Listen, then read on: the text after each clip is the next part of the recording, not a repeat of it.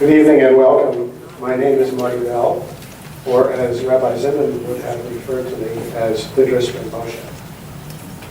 On Sunday, June 10th, 2007, the community gathered to honor Rabbi and Esther Zimand for their contribution for their combined 50 years of service to traditional congregation and to the wider Jewish community.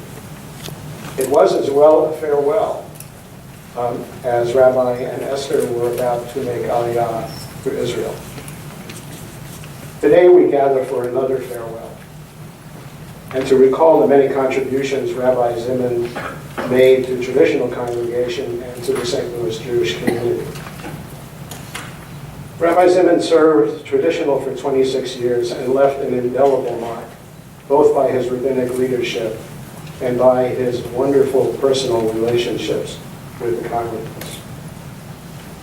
And although he had relocated to Israel, he continued to be in touch with us through his letter from the Easy Life.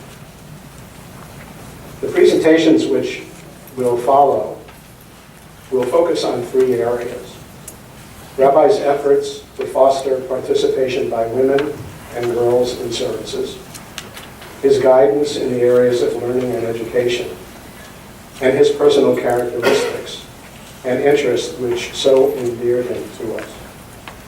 As we begin, please silence your electronics. The first responsive reading in your booklets will be led by Gail Tolman.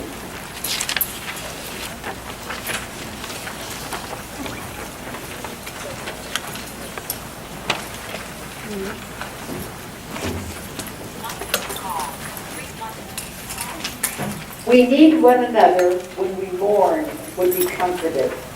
We need one another when we are in trouble and crave help, or when we are in the deep waters of temptation and the strong hand might pull us out. We need one another when we would accomplish some great purpose and cannot do this alone. We need one another in our defeats, when with encouragement we might strive again, and in the hour of success while we look for someone to share our bliss. And we need one another when we come to die and have gentle hands prepare us for our eternity. All our lives we are in need, and others are in need of us. We best live when we bring to one another our understanding and our sighs.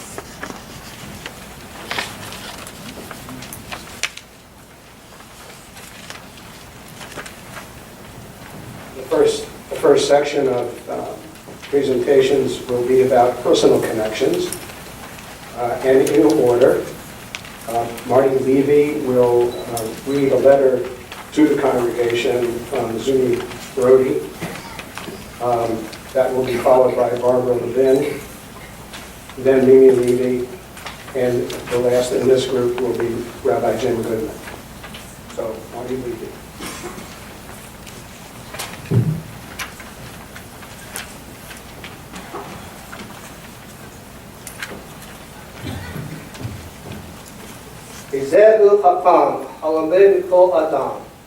Who is wise? Someone who learns from everyone. There is no doubt that Rabbi Zimand had an impressive amount of knowledge that he had accumulated over the years. But it was his ability to learn from others and incorporate that into his life that made him truly wise. When Karen and I came to traditional, it didn't take us long to realize that there was something special about this congregation, and especially its rabbi. We saw a lot of unusual customs, many of which we had never seen before. Anyone who has ever done Hagba, traditional congregation, knows what I mean. While Rabbi Zimand brought many customs to traditional, he was also able to think out of the box politically. Rabbi Zimand loved to participate in the Jewish intercongregational softball league. In my second year at traditional, our softball team had made it to the finals. We fell behind, and in order to encourage us, Rabbi Zimand said that if we came back and won, we would not have to say Tachanun on Monday morning. Traditionally, this prayer, which is especially long on Mondays and Thursdays, is not said on joyous days to the Jewish people. I'm not sure how much of an incentive this had to the rest of the team, But for me, it gave me the push I needed to hit a 3-run homer, and we ended up winning the championship. True to his word, Rabbi Zimand said, "No talk noon on Monday morning."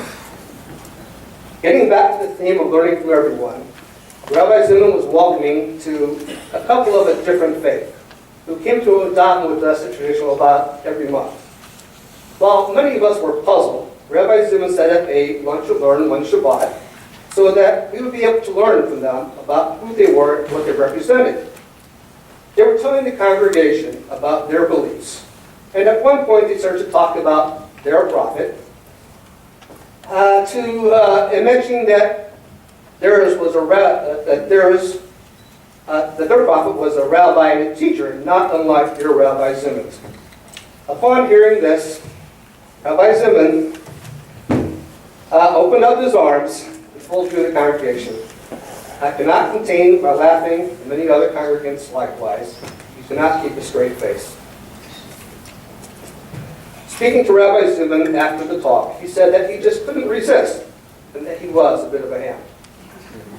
I have so many wonderful memories of Rabbi Zimand, like this one, and just thinking about him makes me smile. He brought joy with him wherever he was, and he brought joy to the traditional congregation. He typified the words that are above our ark in the sanctuary, "What an I Simcha," worship God with joy. I am so grateful for the impact he had on mine and my family's lives. He represented the best parts about being Jewish. He brought so many people closer to Judaism in a deep and meaningful way. He was and will always be a source of inspiration and a model for how to live my life.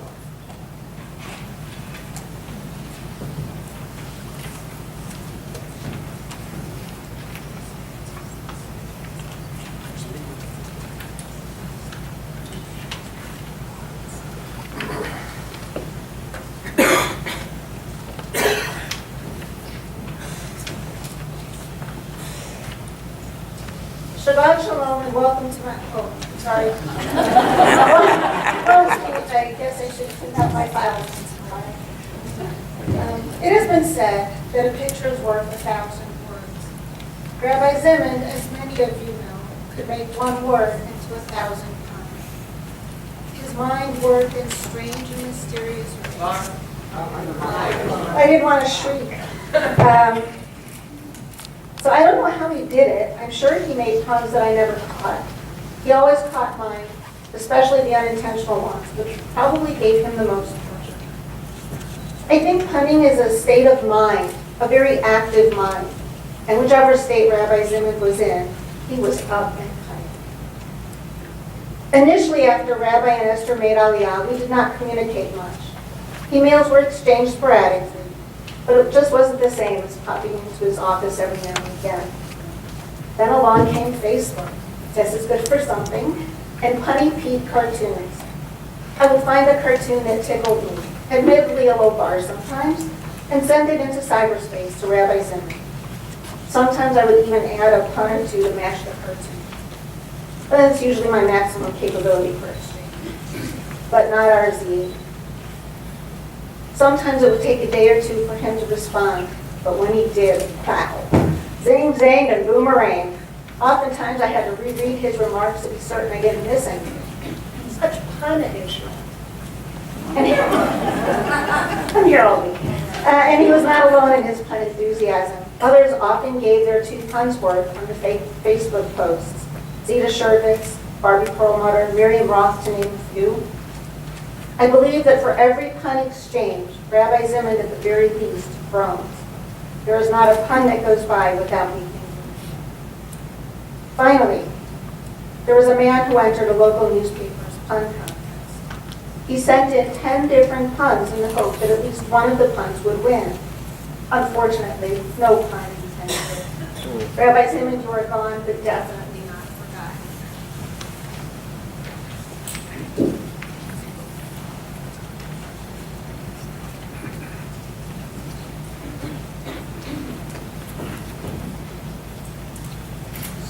One of Rabbi Zimand's special gifts is probably what brought most of you here tonight. He made you feel valued and important, no matter your background, level of observance, or age. The not-so-simple act of knowing everyone's sacred name showed you were important to him. He had the ability to lift us up and encourage us to do more and be more. He complimented you on an accomplishment and then would say, "Might I suggest that now you try this?" Rabbi Zimand did this for those that it was easy to encourage and also for those that needed more of a push. He encouraged all of us to make others feel welcome. Even those who were not comfortable in the synagogue setting, he found a unique way to connect with them and found a way for them to participate at their own comfort level. It seemed that he was doing this before we all knew and understood the importance of inclusion. He found value in all of us, and especially the least of us. There was an elderly congregant that lost his vision and assumed that he could not receive an aliyah because he was unable to see the letters of the Torah. When Rabbi Zimand learned of this situation, he researched and assured the congregant that he should accept the honor of reciting Torah blessings. Rabbi Zimand worked to include all of us. When small children were noisy in the sanctuary and parents rushed to take them out, Rabbi Zimand would say, "Let them stay. Children don't make noise, adults do." And of course, he would win the affection of the children with a small box of raisins. He encouraged pre-bar mitzvah aged boys to read the Maftir Aliyah as a way to become comfortable with Torah reading. He even supported the notion that a 7-year-old could read Maftir for his big sister's bat mitzvah. For that particular child, it has led to a young adult that is a master Torah reader. Again, Rabbi Zimand worked to include all of us.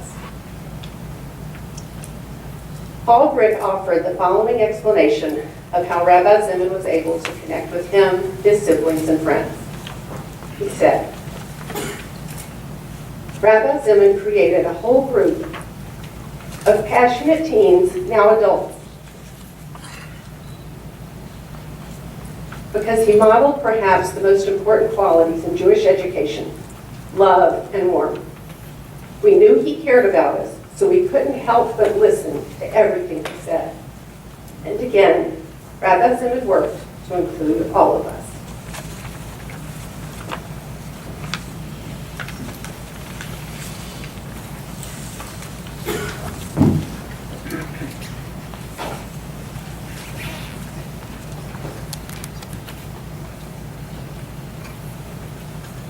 Rabbi Zimand was rare and also unusual. I came to know him first through the St. Louis Rabbinical Association, the as loosely defined non-Orthodox local rabbinical gathering. He was an expansive participant. He didn't have to belong to the Rabbinical Association, but he did because he believed that we were all, always, learning from each other. And though we may have had differences in practice, we were all part of a community. And if we had our eyes on the prize, so to speak, we owed it to our community and to the ideas that we valued, to know each other, to work with each other, to create community in more than name only. When he used the word community, it meant something real. He mentioned to me more than once that in his previous position, I believe it was in Albany, New York, he had learned this lesson in radical intrafamilial Judaism. I understood that to Rabbi Zimand, the adjectives in our identity were eclipsed by the nouns. We are all Jews, some with adjectives, some without. The adjectives Reformed, Conservative, Orthodox, Reformo-Conservadox, Oreos, Lornadoon, Hydrox were of little consequence to him. He knew they were of no consequence to me, so we got along right away. More personally, he also stepped up when I needed a favor. When I started a congregation, I needed a Torah. The 24-hour Torah, always on page, was closed at the time. Nobody around here had a Torah to loan me. Any Torahs in the community, I asked? Sorry, our Torahs are busy. We read them, we lame, we explicate them every day, all day. We're perched over them 24/7, an occasional visit to the ZD parlor, to Schnucks for refreshments once in a while. Our pharmaceutically pure Torahs are occupied all day, every day, Shabbos included. Sorry, we have no Torahs today.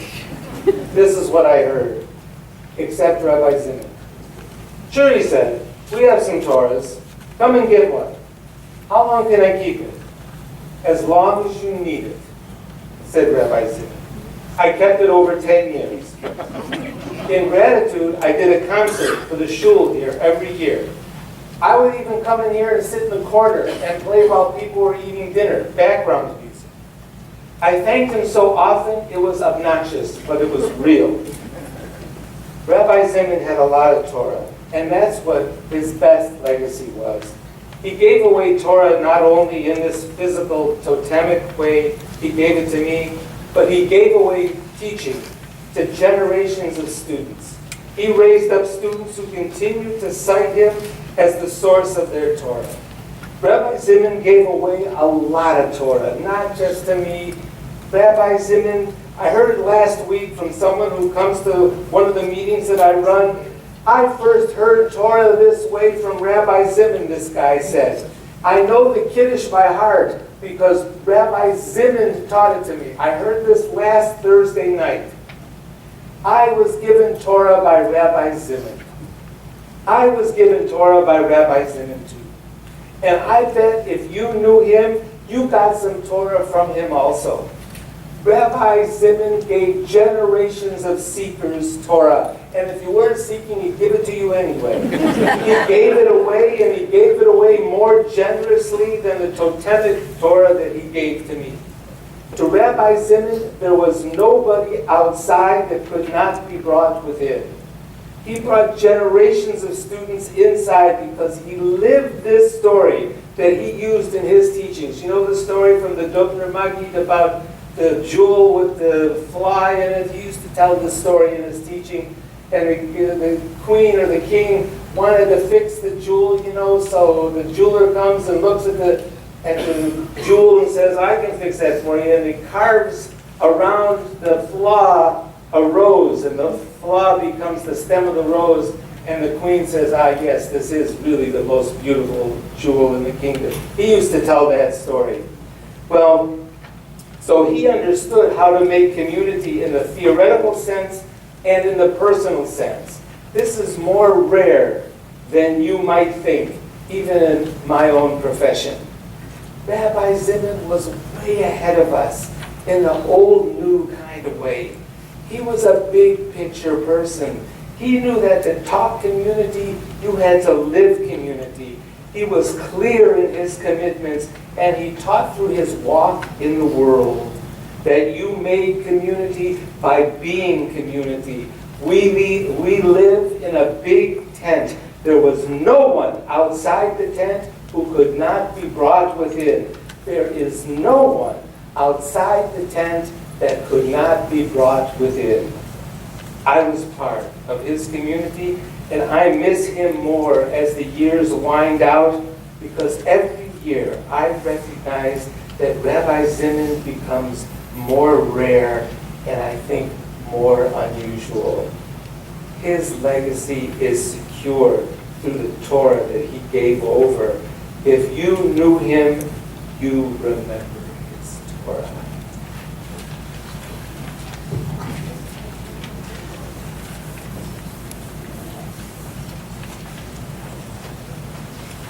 The second responsive reading will be led by Annabelle Chapman.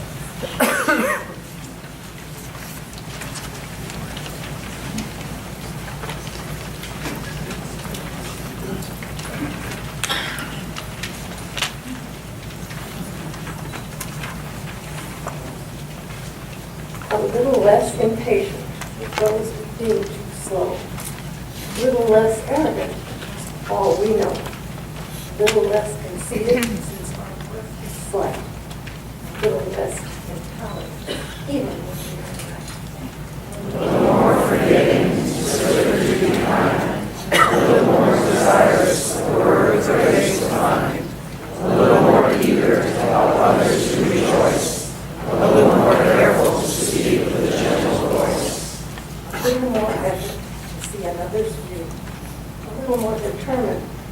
faithfully as a Jew, a little more willingness to extend a helping hand, a little more commitment to our people and our land.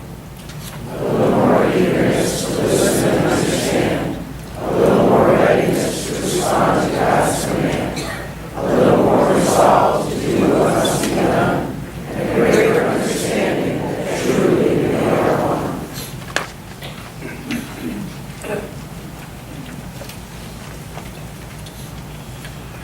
Our next section refers to Rabbi Zimand's legacy to the women and girls of our congregation and of the community.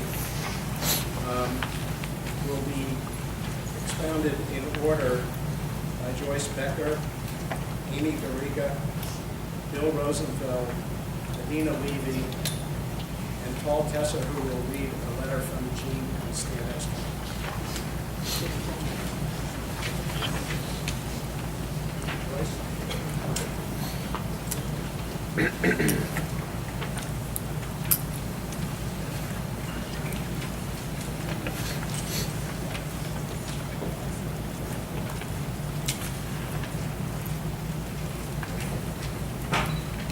First, I'd like to say that my family and I want to express our sincere condolences to Mayor, to Esther, and all the Zimand family.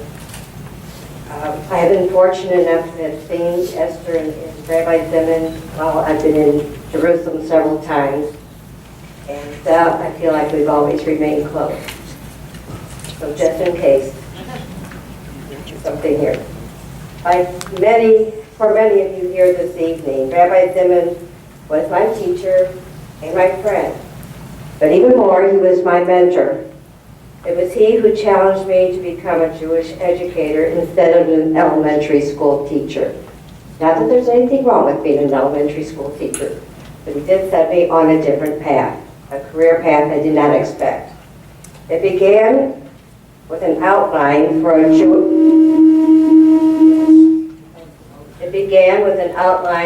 a Jewish womanhood class for the Heritage Center, which he proposed in an outline to me and Sharon Rosenblum, who's here tonight, in 1981.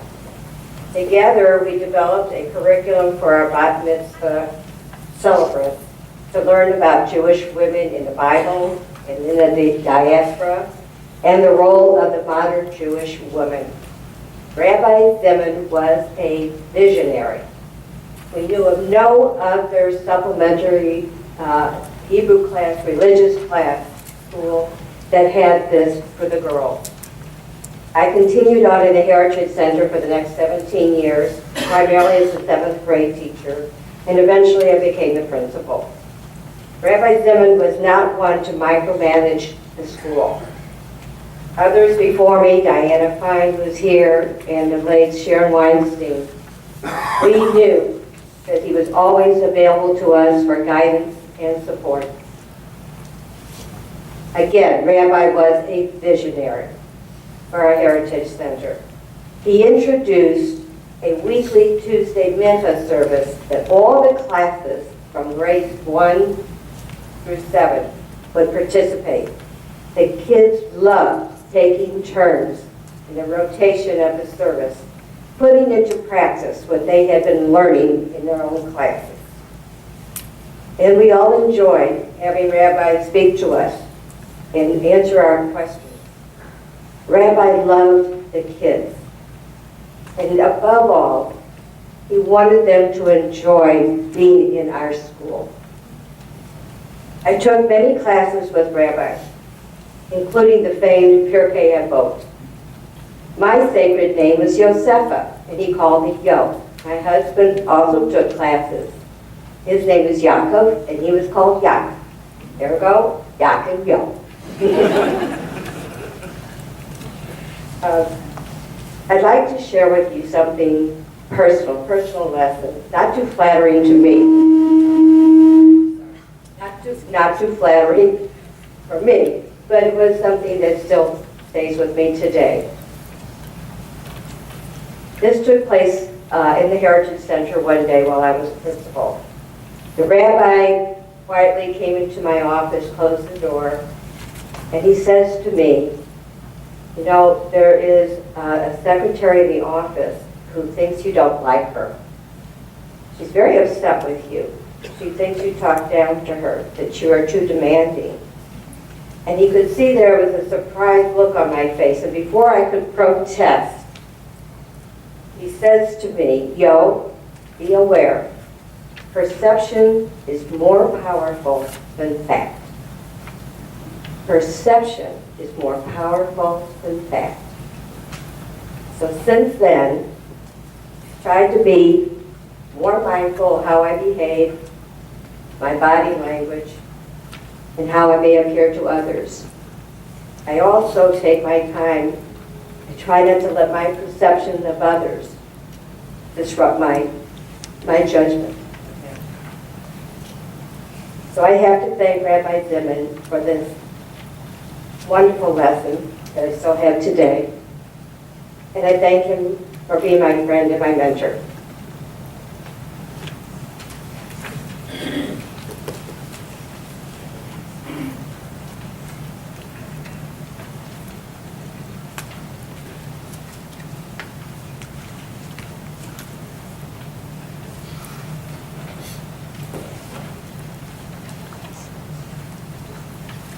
Traditional congregation has been a part of my life for 35 years.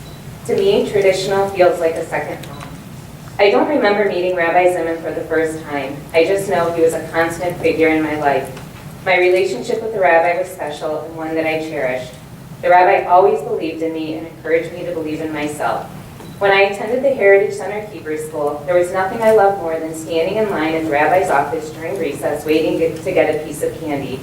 He would make each one of us recite the prayer and then ask us how we were doing. He called most of us by our Hebrew names. These were not long conversations, but they always put a smile on your face. I enjoyed the weekends I spent here for Shabbatons. We would wake up early on Saturday morning, attend services, and then spend the day eating, learning, and playing games. I loved sitting next to the rabbi after meals and benching. We would sit at tables, prayer books in hand, and sing. I took his Midrash Shah class every Sunday. The discussions we had caused me to think and consider other points of view. The rabbi encouraged everyone to share their opinions and would validate what was being said. When I turned 16, there was a trip to Poland and Israel being offered through my camp. I did not know if I was going to be able to attend because of funding. The rabbi immediately went to work and found an anonymous donor who paid for my entire trip. When I applied for my first job, the rabbi gave me a glowing recommendation, and I am convinced to this day that is why I was hired. He married me at traditional and conducted the baby naming of my first child. The rabbi was present at every major milestone in my life. Going back many years, I remember sitting in Hebrew school learning how to read Hebrew. Learning the Hebrew letters and vowels was something I enjoyed. I began reading words, then lines, and complete passages. I have a memory of sitting in the rabbi's office when he asked me to read a passage to him. The rabbi told me I had a gift for reading Hebrew and I should continue to nurture that gift. I felt proud at that moment and confident in my ability. When I became a bat mitzvah, I nervously stood at this podium and recited my mikra'ah. I could not have been more relieved when it was over. I just wanted to sit back down with my family and have the attention diverted elsewhere. I don't even think a month passed before the rabbi called me into his office to ask me if I would tutor bat mitzvah lessons on Sunday mornings. At 12 years old, this is the last thing that I wanted to do, but I also did not want to disappoint the rabbi. I had a very hard time telling him no. I told him of course I would tutor bat mitzvah lessons, and that began my 6-year job of tutoring many girls. During this time, the rabbi was asking me to do the mikra on Saturday mornings as well. Like I said before, I do not like being in front of crowds and did not feel comfortable reciting the mikra. The rabbi would look at me and say, Amy, it is such a delight to listen to you sing. You will do a wonderful job. It takes you 15 minutes to learn it. I would lower my head and say, okay, rabbi, I will do it for you.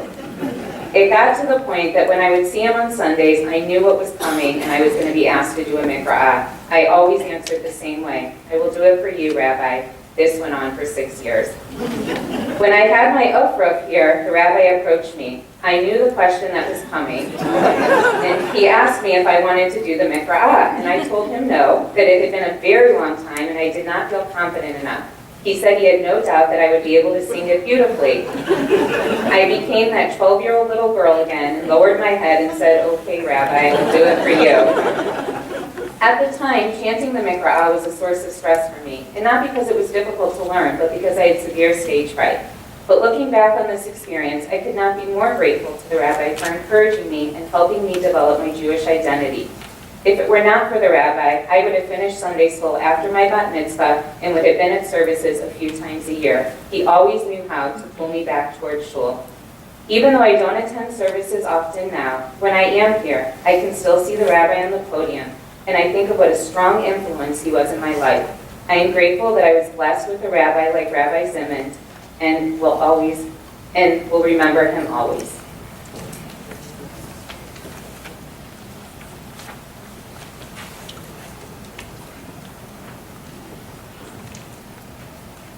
Before I start on women's issues, I actually want to bring up two anecdotes of the rabbi. When I first came to St. Louis in 1987, I had a 2-year-old daughter at that time, and what I would do to figure out what synagogue I wanted to go to is I would take my 2-year-old daughter with me and see where she felt comfortable and I felt comfortable. There were many a synagogue in town where they would kind of tell me, there's a room you can go and take your daughter to, etc. For the rabbi, she was always welcome. He would say music to my ears if there was crying, if there was smiling, if whatever. He was happy to see them all there. And so that was actually one of the reasons that I stayed at traditional over these 30 years, both for the rabbi's friendliness and Stan's davening. Those were the two reasons. Also, the rabbi always knew that I was not the most on time coming to synagogue. And usually I showed up around Torah reading, sometimes a little bit after Torah reading. And so he would always give me an aliyah on the holidays at about 9, 10 a.m. Because he knew at least once a year I would be on time or relatively early. But on to the women's issues. Rabbi Zimand was a big proponent of Solomon Schechter, where all 3 of my children went over the years. And he felt it was an important place for both girls and boys to learn. And my children remember fondly his teachings at Schechter. The rabbi wanted to be sure that the girls did not only become good Jewish mothers, but that they became good Jews and good scholars. And he was always a big proponent for the girls, and I think sometimes for the girls more than the boys. So fast forward about 8 years later, and I came to the rabbi and I said, can we hold a women's service within halakha? Well, we had many a debate on halakha and perception. I don't think I've won all those debates, but the bottom line is the rabbi won most of those. But we had very interesting discussions on what could or couldn't be done. And in many ways, the rabbi was ahead of his religious committee on trying to incorporate women in our services here, and still keeping within traditional halakha. He worked out arrangements whereby we could have the women's service in the main sanctuary. Once, for one of my daughters, it was completely here, and the traditional or men's service or traditional service was in the small sanctuary. Another time, he worked it out that the traditional service went on from 8 to 10 a.m. rather quickly, and then we would start with the women's service. And so he was always looking for ways that could incorporate things but stay within halakha. By doing the service in that way, the women's service, the girls could do their morning service, they could do Torah reading, they could do Musaf, and the men could be present, but he made it very clear that they would not fulfill their religious duties, but they could all be in attendance. In addition, as the girls were preparing for their bat mitzvah, they spent many a session with the rabbi and found it to be both informative and fulfilling. Rachel, I remember, learned her parsha was Parsha Shoftim, which has as its main theme, Tzedek, Tzedek, Tirdof. Justice, justice, you shall pursue. And to this day, both my girls pursue that as part of their work. And I owe much of that to the learning that they got from the rabbi, as well as from their in-laws and my wife, and maybe a little bit from myself. But the rabbi was very instrumental. Little anecdotes. when Rachel would put on her tallis for the bat mitzvah, and she wasn't used to wearing a tallis, the rabbi would notice it would always be falling off her shoulders, so he gave her one of his tallis clips. And to this day, she fondly wears that with her tallis and always remembers that from the rabbi. One additional note, again, this has little to do with women's issues, but we were in Jerusalem a few years ago and visited the rabbi and Esther at the time, and in the rabbi's typical fashion, my son-in-law to be was there, and so he asked the usual questions were, so where are you from? And then his next was, and what's your mother's name? And it turned out that actually Esther's uncle was my son-in-law's grandfather. So there was a relationship there that we never knew over all the years until we came to Jerusalem. So it's a small world, and the key was that Rabbi Zimand made this a much better world, and we will always remember the rabbi fondly for both his wisdom and kindliness, and what he did for both my girls and my son. Thank you.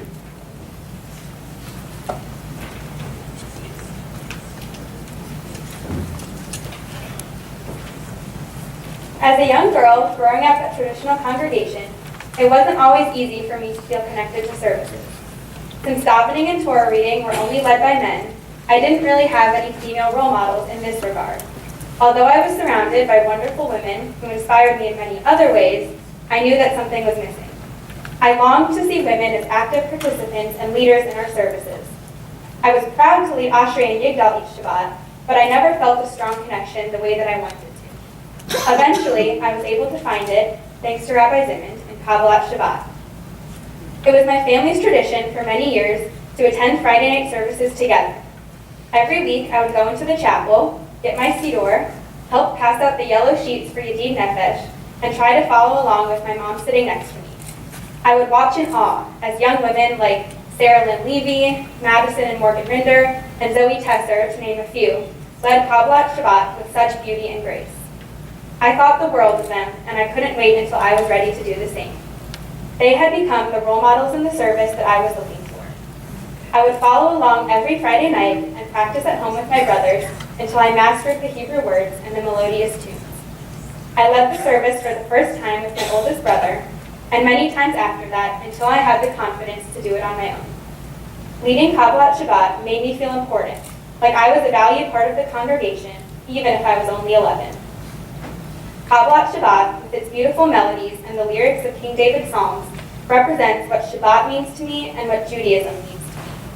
We welcome Shabbat as a community, and not just a community of the men who can read Torah, but also of strong women and even young girls who are able to lead the congregation in welcoming the Sabbath bride. I will forever be grateful to Rabbi Zimand for allowing myself and so many girls and women to find their own voice each Friday night.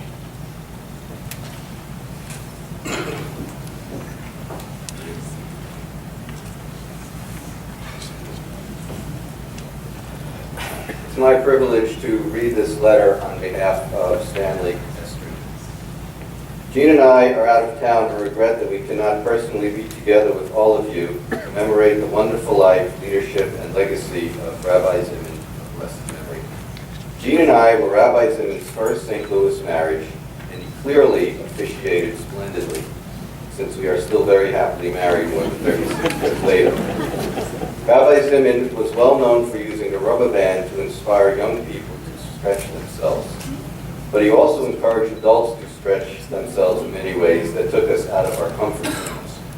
Rabbi Zimand enabled me to stretch in multiple directions. Under his guidance, I served in various capacities, including Gabbai, Ritual Committee Vice President, and Bar Mitzvah teacher. Rabbi Zimand was involved in traditional congregations' extensive efforts to help the Ethiopian Jewish community in Ethiopia and in Israel, and my involvement in those activities flourished under his support and encouragement. If Rabbi Zimand had encouraged and supported me in just these areas alone, Dayenu, but he also urged me to lead Shachari for Yom HaKippurim, which was a huge stretch for me. A few years later, he stretched me even further by encouraging me to learn the remaining parts of the service and take on the responsibility as the main Shliach Tzibor for the high holidays. Learning and conducting these services made a huge impact on my life, and I am forever grateful to Rabbi Zimand for stretching me to this extent. Rabbi Zimand strove to keep the high holiday services traditional, relevant, and up-to-date. He masterfully conducted Rosh Hashanah and Yom HaKippurim services, weaving in fresh new anecdotes throughout the service in order to make liturgy accessible and meaningful for the entire congregation. He created 2 extensive supplemental booklets with English readings tied to the various parts of the Matzor, beautifully enhancing and enriching the traditional service. I was inspired by Rabbi Zimand's creativity, and after 9/11, he supported my desire to write a Kel Malei Rachamim prayer for victims of terror, which he then included in the exceptional booklets he had developed for Yisro services. Stretching even himself, Rabbi Zimand created many unique versions of the Yisro booklet and cycled through them over the years, continually keeping the service fresh and inspirational. Traditional congregation seeks to combine tradition with modernity, and Rabbi Zimand not only espoused that aspiration, he embodied it. For example, Rabbi Zimand sought meaningful ways for women to participate in the ritual life of the shul, including the chanting of the Megillah on Purim, chanting from the Ketuvim, the writing section of the Tanakh, and on Shabbat and holidays on participating in women's tefillah services. These innovations directly benefit our family. Jean helped lead women's tefillah services, and our daughters Miriam and Alana both conducted bat mitzvah services in the context of a women's tefillah service and reading from the Megillah for the entire congregation. There are so many other aspects of traditional congregation that would not have existed and flourished had it not been for Rabbi Zimand. Attracting the St. Louis Israeli community to our congregation is just one example that was extremely significant to our family. We vividly recall Israeli Song Fest hosted by a traditional congregation and attended by large crowds of Israelis and other Jews throughout the Jewish community. Rabbi Zimand was a scholar of Pirkei Avot, where we learned that there are 3 crowns: the crown of the Torah, the crown of priesthood, and the crown of kingship. But the crown of a good name surpasses them all. May Rabbi Zimand's good name and memory be a blessing to us all.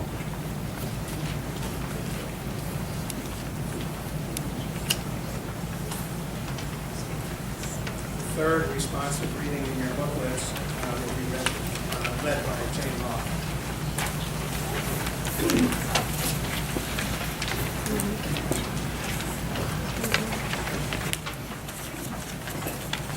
A great pianist once asked my ardent admirer, "How do you handle the notes as well as you do?" The artist answered, "The notes I handle better than the pianist. The pause between the notes. In great living, as in great music, the art may be in the pauses. Surely one of the enduring contributions which Judaism has made to the art of living is the Shabbat, to pause between the notes. And it is to the Shabbat that we must look, here to restore to our lives the sense of serenity and sanctity which Shabbat offers in such joyous moments."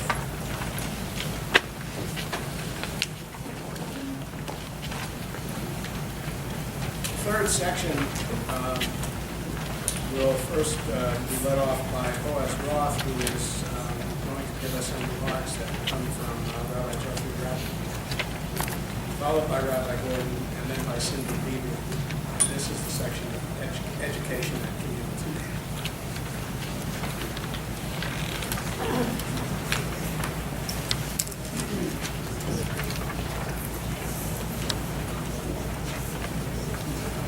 Any 21st century Jew, or non-Jew for that matter, even mildly interested in kashrut, has come across the work of Rabbi Jeffrey Rappaport.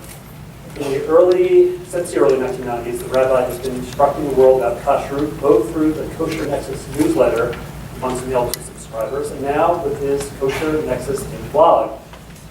To read through Rabbi Rappaport's impressive resume to give us here an extra 5 or 10 minutes, but I do want to add one important detail. While not a founding member of the Union of Traditional Judaism, he has been a member of the UTJ since its founding. As we'll hear in a moment, it was through this membership he discovered a friend for life beyond. I found fondly recall hearing Rabbi Rappaport speak from this bima one Shabbat in the late 1990s. He discussed matters of kashrut, and the Sunday after his talk, Jane and I did a thorough inventory of our pantry and donated a lot of food to people for whom kashrut wasn't an issue, the Korean and Chinese students at our school. In looking back, it's clear that Rabbi Rappaport learned the trick to effective teaching: deliver hard truths with passion and lots of humor. He shared this trait with a man who equally understood that lesson and taught everyone in this room with lots of love and laughter, Rabbi Ephraim Zimand. Here are the words of Rabbi Rappaport. Rabbi Zimand was a founder of Morashah, the Rabbinic Fellowship of the Union for Traditional Judaism. I met him through that organization, and our relationship was one of the highlights of my life. I often remarked to the rabbi that he was the youngest rabbi I knew, even though he was 12 years older than I. He had a zest for life, a smile that reached to his eyes, and a heart filled with love for people, family, Judaism. Rabbi Ephraim was an amazing scholar. I loved listening to his lectures at our rabbinic conferences. His Torah was geared to be relevant to the regular person. He had a knack for explaining things that left one shaking his head and thinking, how come I never thought of that? His passion was Pirkei Avot, Ethics of the Father. His compilation of that tractate of Talmud was indispensable to me, both as a teacher and as a preacher. Although many people call me Rap, Rabbi Zimand started calling me Rapper. When my first grandchild was born, he started calling me Saba Rapper, and never stopped. The rabbi had a great sense of humor, and he loved to laugh. He was not a natural joke teller, but he loved listening to a good joke. Our standing routine was that I would ask him if I had told him such and such a joke. He would say, maybe, but tell it again so I can enjoy it again. Going out to dinner with the rabbi was always great fun. When the wait person would approach and ask if we were ready to order, the rabbi always asked, "What is the soup of the day?" 96 degrees outside, but the rabbi always began with soup. It was such a fixed part of this restaurant routine that there were times when I would jump in and say, "He wants to know what the soup of the day is." The wait person would assume that he, rabbi, therefore did not speak Hebrew and would speak in English. The rabbi would then jump in perfect Hebrew with what he wanted. As a member to younger rabbis, Rabbi Zimand was without peer. He was glad to share his experiences and offer help. I cannot tell you all how many times I phoned the rabbi to ask his advice on some matter. Sometimes rabbis would phone him or email him with questions of halakha. His opinions were sought after because they were always based on two things: the halakhic system and mensch studies. Above all else, the rabbi was always a mensch. The rabbi and Esther were quite the team. I was honored to be able to host them a few times in my home in Queens, New York. They could finish each other's sentences and seemed to share some sort of mystical bond where one always knew what the other was going to say. Rabbi Zimand was many things to many people. To me, he was a cherished friend, a phenomenal teacher, a trustworthy confidant, a surrogate father from time to time, and a man who touched my soul. His laugh, even now, lingers in my ears. His smile lingers in my memories. His friendship lingers in my heart. He's a Grov Baruch, Rabbi Jeffrey Rappaport, Saba Rapper.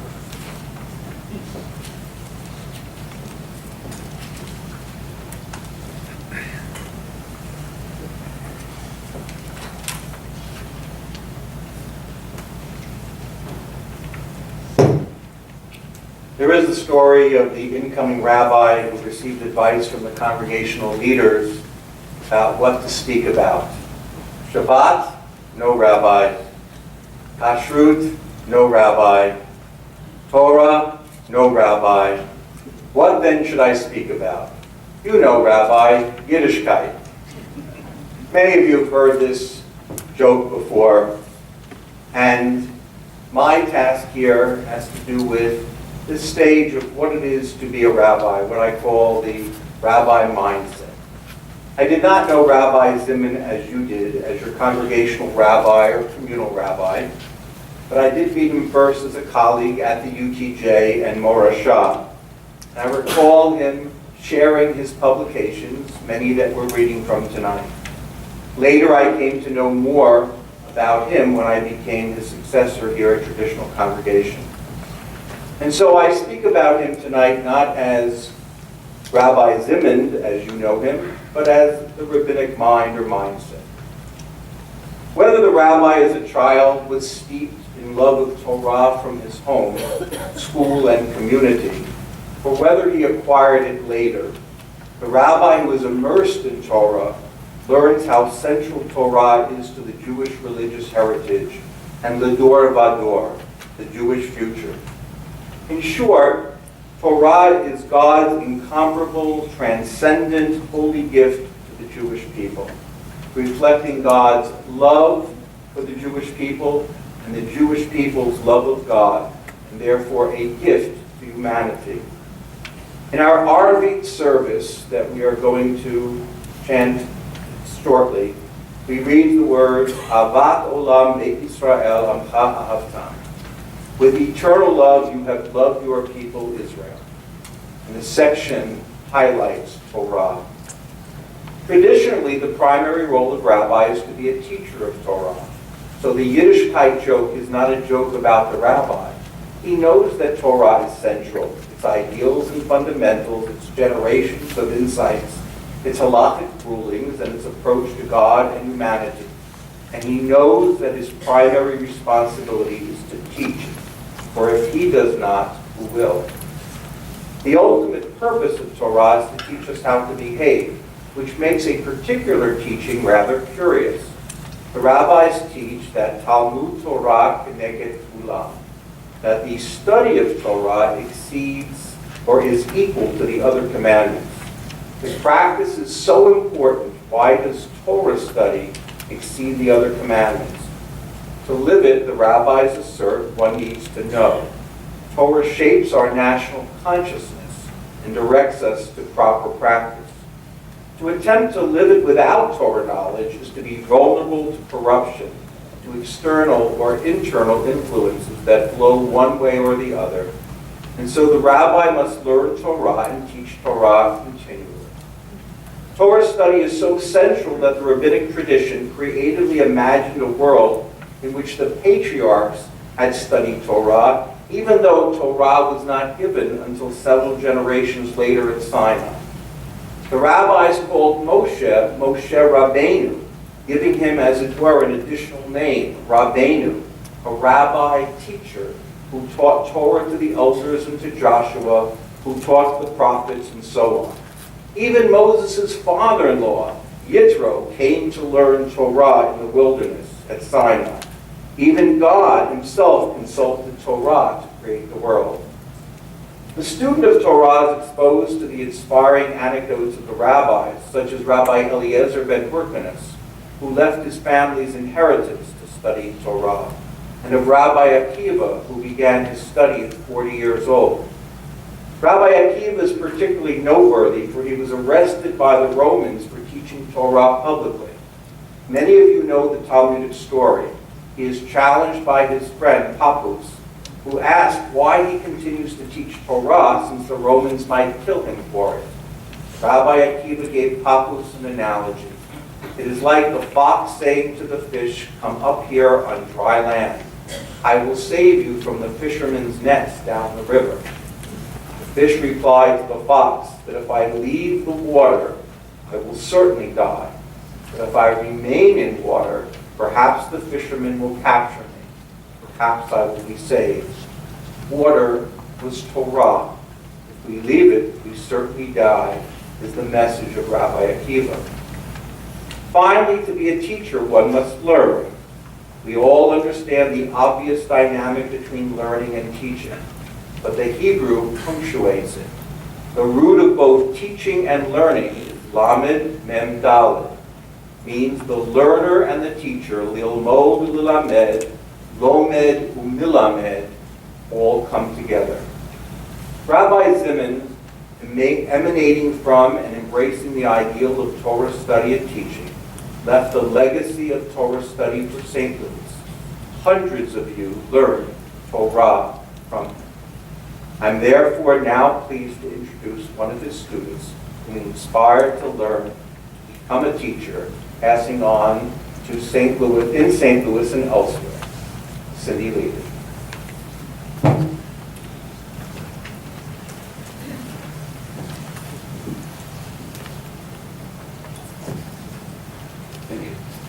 I'm going to try to talk a little bit about Rabbi's legacy as a teacher in the community by illustrating some points through several of important texts that he enjoyed sharing with his students.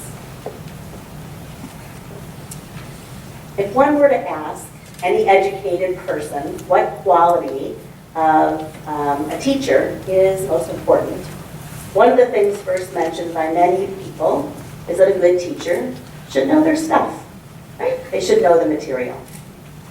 However, if you were to ask me, I'd say something completely different. You see, I had the great blessing, as many of you did, to sit at the feet of a master teacher. I learned from one of the very best, in fact.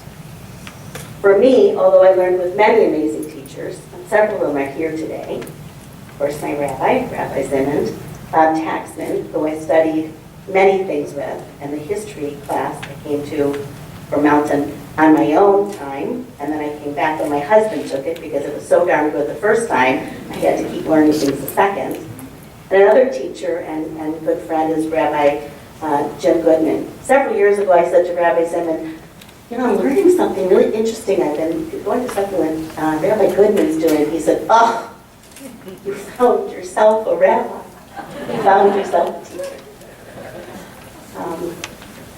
But the most important quality, I think, of a good teacher is a limitless capacity for cultivating curiosity. A fascination with the endlessly intriguing, endlessly surprising work of being a teacher. One of my favorite stories from the Talmud describes a special teaching style of Rabbi Breda.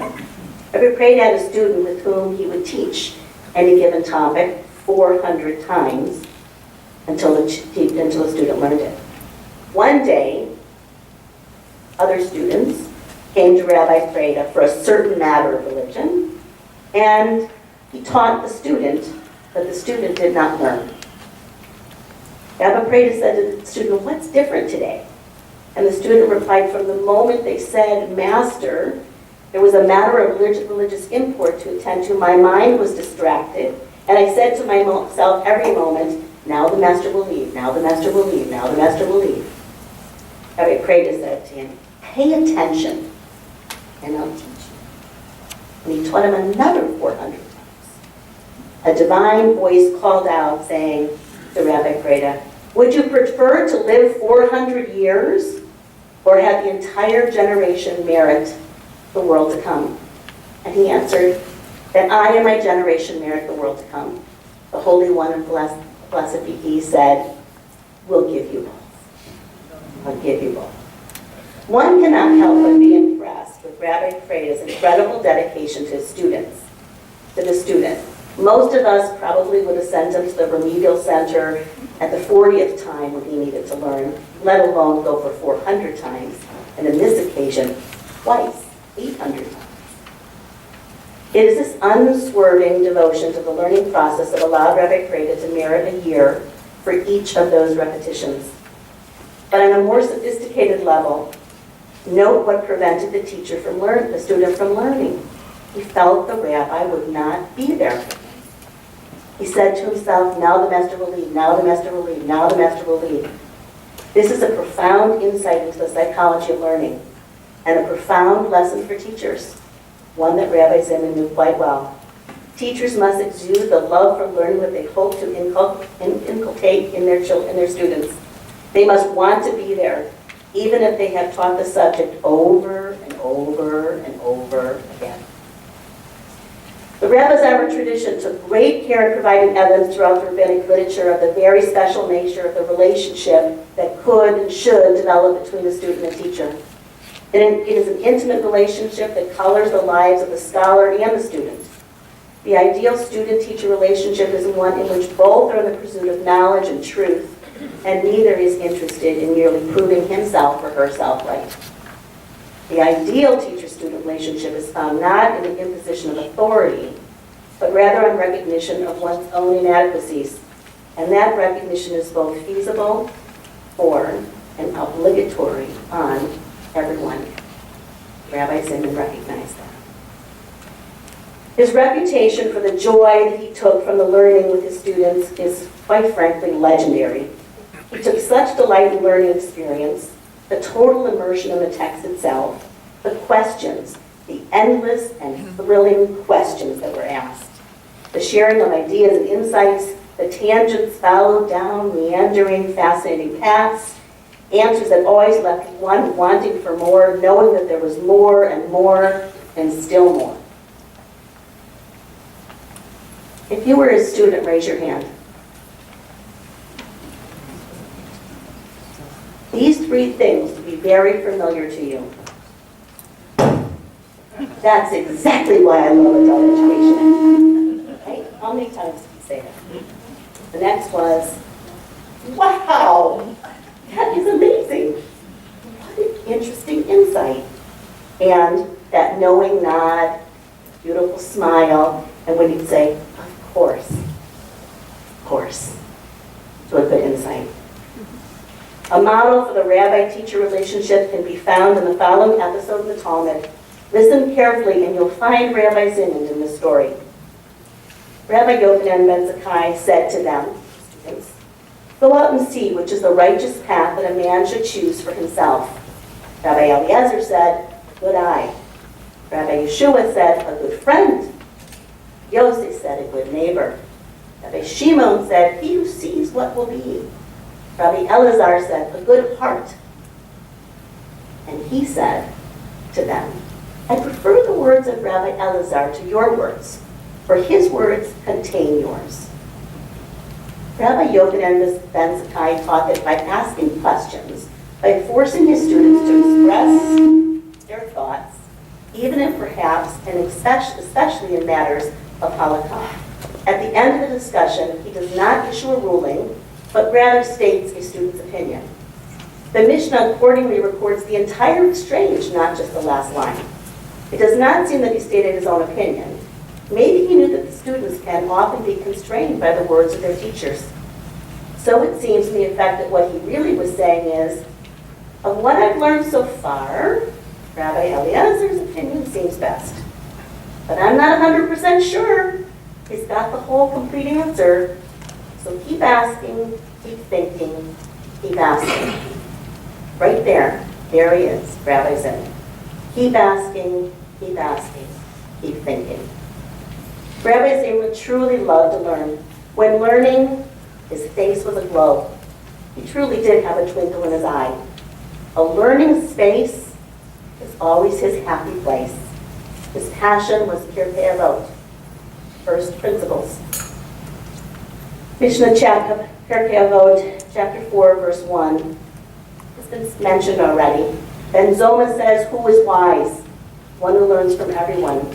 As it says, I've acquired knowledge from all of my teachers. What's Ben Zoma asking? Who is fitting to be lauded by their wisdom?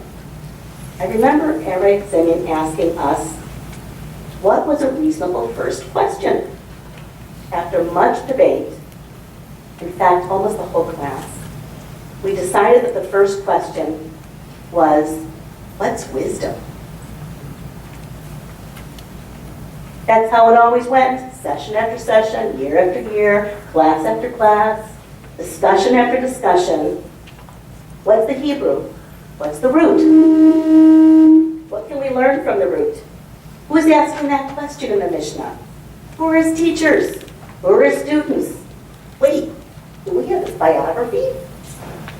Well, we can't go on until we have his biography. Who's going to bring his biography to class next week? That's how it went. That's how you learned with Rabbi Zimand. What lessons did the rabbi derive? He'd ask. He'd ask us to ask. And together we derived the following about who is wise. Who is wise? One whose wisdom enables him to look below or beyond that which is superficial. Wealth, knowledge, power, honor. Who is wise?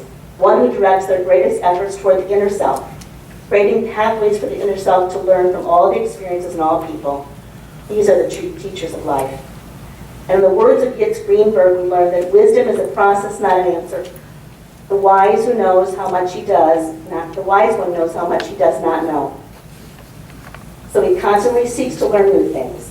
The wise one has developed an understanding through listening and from learning from others. Rabbi taught on so many occasions something he lived by, modeled in each and every day, illustrated in the teaching of Ben Bagdag. Search in it and search in it, since everything is in it. And in it should you look and grow old and be worn in it, and from it do not move, since there is no characteristic greater than it. For some, that idea of the Torah is cliche. But for Rabbi Zimand, boy, that was the heart and the soul and the very essence of learning. The endless search, the amazing art of turning it over and over and over and over again, encouraging us all to do the same. Finally, Rabbi held this teaching most dear. Rabbi Elazar said, "Let the honor of your student be dear to you as your own, and the honor of your fellow like reverence for your teacher, and the reverence for your teacher like the reverence for heaven." Rabbi honored each student in such a way that each knew they were his favorite. How many of you were his favorite? I know I was his favorite. He taught us to honor each other by knowing that wisdom would come from each person and in each interaction if we remained open and willing. If we do indeed revere our teacher, let our reverence for heaven reflect our learning through and with him. My prayer for each of us is that we can try each day to live like he did, learning from and loving others, a deep reverence for Torah, living through a relationship with God, and living in the faith that there is something wonderful that will come after a life well lived. I'd like to do something that might take us a couple of minutes, but I think it would really be fascinating. If you were a student of Rabbi Zimand in any capacity, and he ever called you by your sacred name, stand up.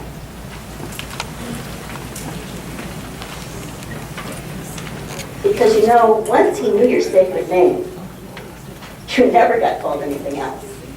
It was always Eliana.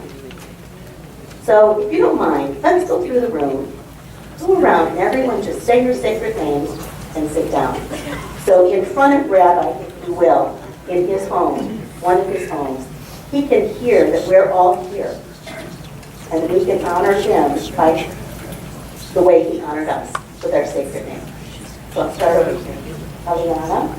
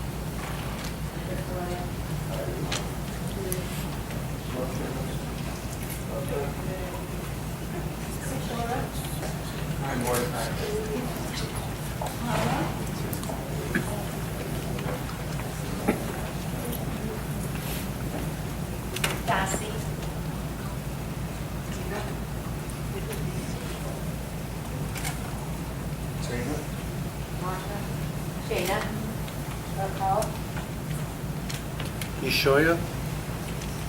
Zahay. Yohanan Zalman. Malcolm. Hi, Shira. Sharon. Yehoshua. Simcha Bina.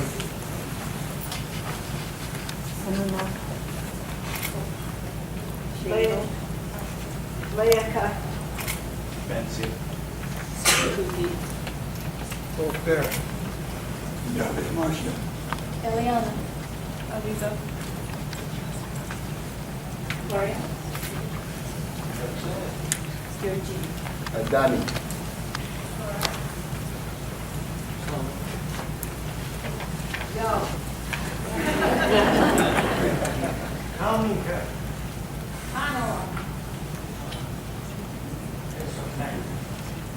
Dina. Motion open. Yes, sir.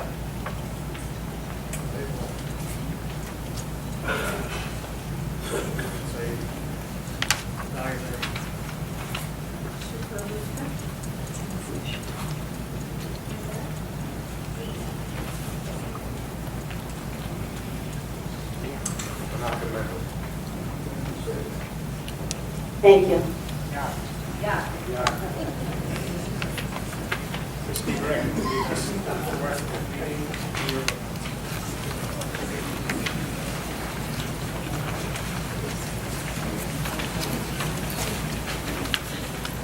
Indulge me if you would, one small anecdote.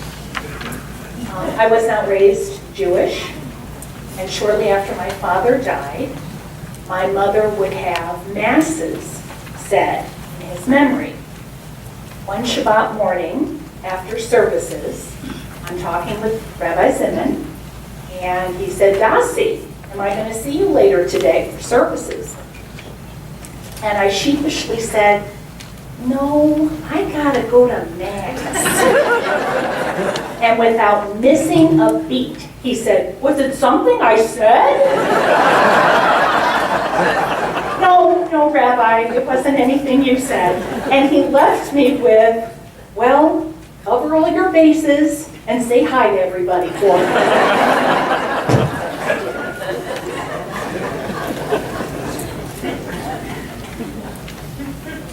The art of living successfully consists of being able to hold two opposite ideas in tension at the same time.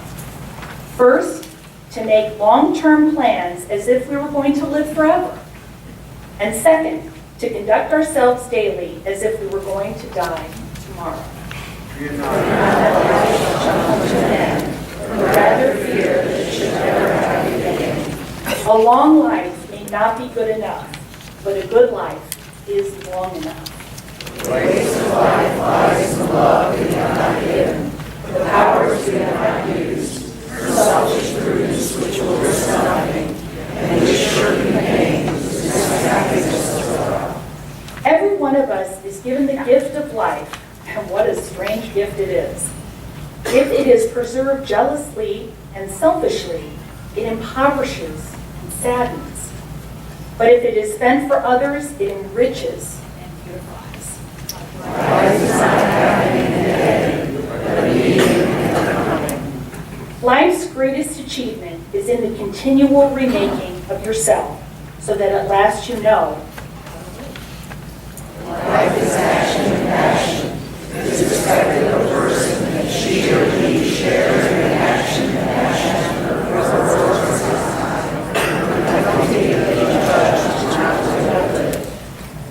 To live well, we must have a faith fit to live by, a self fit to live with, and a work fit to live for. Be such a person to live such a life that if every person was such as you, and every life like yours, this earth would be God's paradise. Life is no brief candle for me.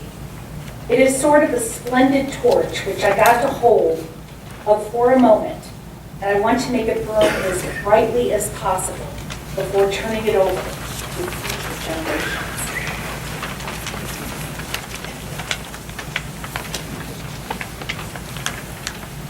Our next speaker is Mayor Zimand.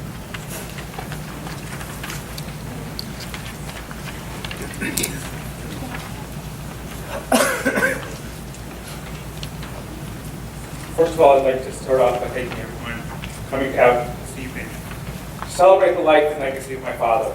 It really means a lot to me to see everyone. I'd also like to mention how much the Facebook posts, the emails, the cards, and the tributes on Traditional's website have meant to me. I still occasionally go back to reread them. Even though yesterday was 12 weeks since he passed, I still can't believe it's real. As has been mentioned, my father was very well known in the St. Louis Jewish community, but he was also well known in the St. Louis community at large. Just a couple days before he passed away, I was in Costco, and one of the cashiers asked me how my parents were doing. And when I go into the bank, there's a teller who always asks me about my father. He was well known for remembering people's names and actually worked very hard at that skill. He stretched his arm. He was also known for his outgoing personality and his ability to make you feel like you are the most important person in the world when he was talking to you. None of this came easy to him, and it was something that he spent his life working on. From the time my father came back from his 1993 sabbatical until he and my mom moved to Israel in 2017, I had the huge privilege having lunch with him almost every week. I found out at one of those lunches that he was, in fact, a very shy person. My father is buried next to a small wall, and both my mother and my sister made a comment at the funeral that what a perfect place for him to spend eternity, so he won't have to talk to anyone. You're probably wondering why a shy person like my father would take on the role of rabbi and teacher when he knew he was going to have to get up in front of a large crowd and speak. The simple answer is he loved Torah and wanted others to love it like he did. And the best way to do that was to overcome his shyness and connect with people, something he mastered over his lifetime. Many of you are probably wondering what happened to my father. Had he been sick? Or did he just pass all of a sudden? The Shabbat after Purim, my parents were walking to shul. Somehow, we still don't know how, my father fell. He had been having some balance issues and was working very hard to overcome them. He was going to physical therapy every week. After he fell, it was decided that my father would go home and not go to shul, while my mom would continue on to shul. They actually went to two different shuls. When my father got up to the floor of their apartment, he fell again. But this time he could not get back up. So he did a tushy crawl to their apartment door, which was right next to their apartment. He was able to get into their apartment. When my mom came home from shul, my father was still sitting on the floor. And he said to my mother, "I think it's worse than I thought." They decided to call an ambulance and take my father to Hadassah Hospital, where my sister works. An x-ray showed that he had broken his hip, and that they scheduled surgery for the next day. And when he woke up the next morning, he was having a hard time breathing. So they decided to postpone the surgery until his breathing improved. It never did. And he was in the hospital for a week before he passed away. The day before my father passed away, Shabbat, he told my sister that they were going to do surgery that Monday. He passed away early Sunday morning. That just shows that although he was very sick, he felt he was going to get better. Half an hour before he passed away, a nurse came into his room to take some blood, check his vitals, and was talking to him. My father always had a positive attitude about life. He would always quote two sayings that I try to keep in mind. Number one, Gam Zeh L'Tovah, that this too is for the good. And Gam Zeh.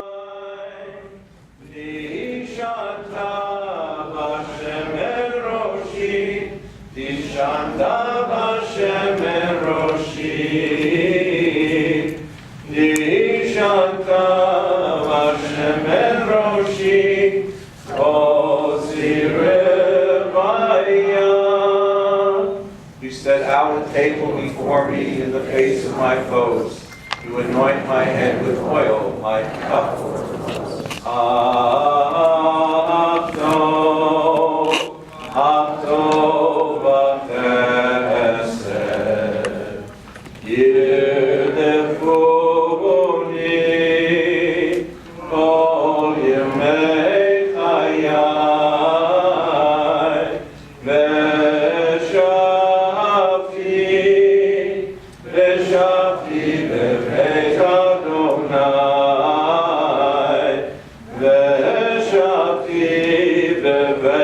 Adonai,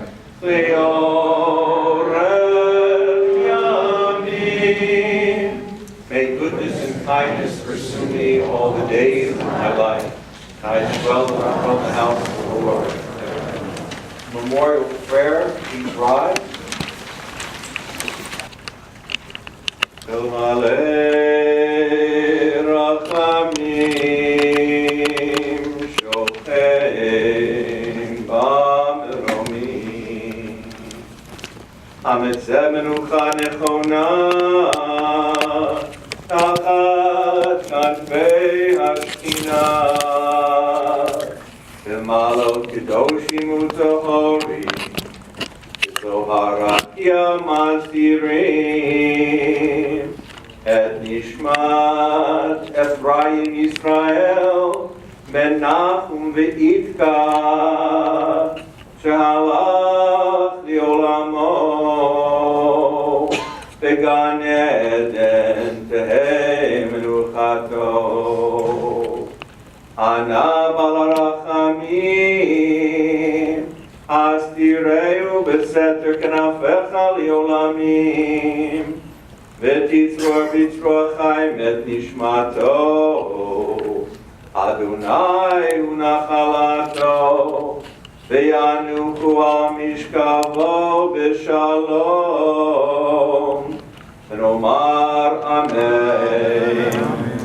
May God, who dwells on high in our hearts, grant perfect peace to our beloved Ephraim Yisrael ben Nachum Be'itka, Rav Ephraim Yisrael ben Nachum Be'itka, who has gone to his eternal home. Master of mercy, remember him among the holy and pure. His soul be at peace. May his soul be in the bond of life eternal. We say, Amen.